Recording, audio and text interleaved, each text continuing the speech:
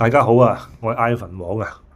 今日收到達人邀請咧，佢話佢開咗呢個新嘅 channel，就想我哋標迷咧拍啲有關標嘅短片咧，俾佢放上去咁話喎。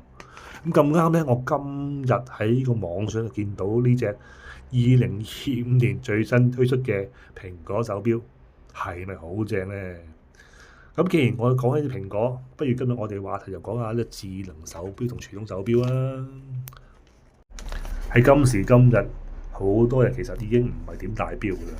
就算戴，好多人都只係會戴啲智能手錶啫。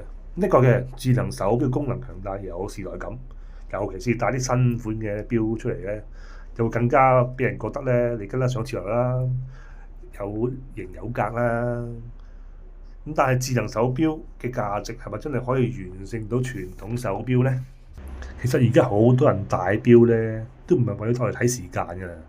佢哋多數依家用嚟做咩咧？就係要嚟當飾物啦，或者襯衫啦，或者係彰顯佢個人品味。咁你覺得你戴住一隻一式一樣，個個都係一模一樣嘅蘋果手錶，同戴住一隻外形獨特、打磨精細嘅精工錶，邊一隻會更加吸引到其他人目光咧？我就覺得係精工錶咯。其實我會咁樣睇咯。的確咧，如果論呢個報時準確咧，或者功能強大咧，智能手錶一定係勝過呢個傳統手錶噶啦。但係如果講到性價比方面咧，大家都知啦，智能手錶其實係一個電子產品嚟噶嘛，佢嘅壽命其實好短嘅，基本上一隻智能手錶2年到3年左右咧，就會俾一隻新款代替噶啦。咁你試想下，如果你戴住一隻5年前或者10年前嘅智能手錶出嚟，仲會唔會俾人覺得你跟得上潮流呢？